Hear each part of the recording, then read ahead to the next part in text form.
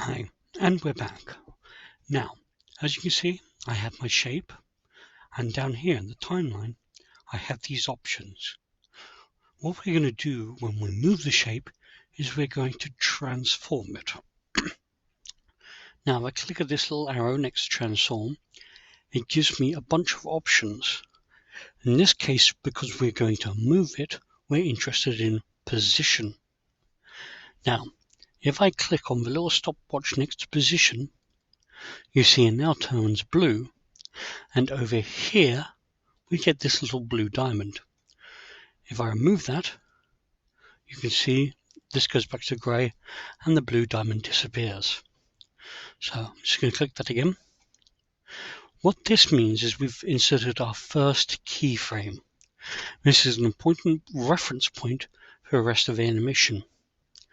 Now, if we go to our halfway point, which is 2 seconds and 12 frames, and we click this grey button over here, this little grey diamond, this is adding in a second keyframe.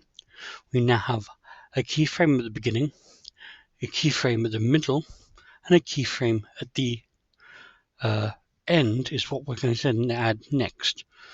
So if I grab the bar here,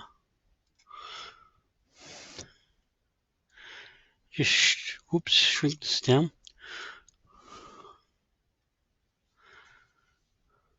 Of course I've made a little bit of a mistake. I set this animation to be 3 seconds long, so it's not 2 minutes 12 frames.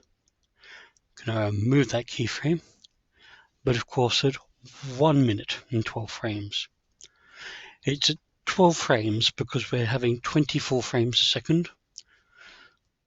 So 1 second and 12 frames is halfway point. Now we're going to go all the way to the end and click this again. So now what we have is a beginning, a middle, and end. And when we're in here, we can now maneuver where the ball goes. Now what I want to happen is for the ball to drop down to the bottom and then bounce back off to the side. So it'll start at the top. When it gets to here, it'll be in this position, and then when it gets to here, it'll be in this position over here. And now if you see, we've got this little line that it follows. If I scrub back on the line, you can see this happens. Now what we can do is we can preview this. So if we play, boom, boom. Right, now this doesn't work quite as I hoped because it dips below here. What I'm going to do is go back to this middle frame and do this. And now, hit play again, down and back up. And now we have a simple moving ball. Now, there are some slight problems with it. It doesn't move quite like a ball naturally would, but those are things we can start to look at later on. For now, we have completed a very simple ball moving exercise. What we're going to do now is save it. So I'm just going to go to File, Save As, and what we're going to want to do is we're going to want to save it in your student files. Remember also to give this a clear name.